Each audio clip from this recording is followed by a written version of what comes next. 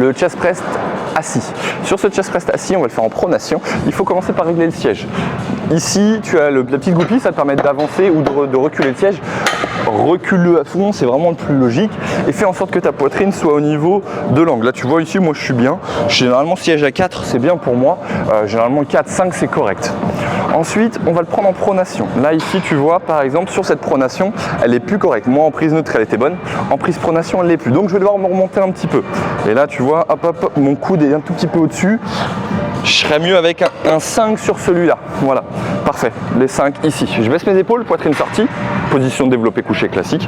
On verrouille le pouce et on vient pousser vers le haut. Si tu peux, tu verrouilles le pouce, c'est un peu plus cohérent.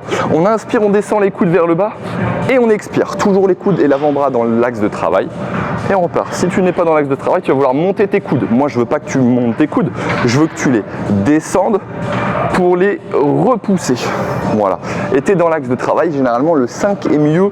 Le 4 par exemple te fait avoir un mouvement un tout petit peu plus en montée, mais en partie arrière, tu vois ici, j'ai tendance à mettre trop de tension dans mes épaules. Donc le 5 est plus cohérent.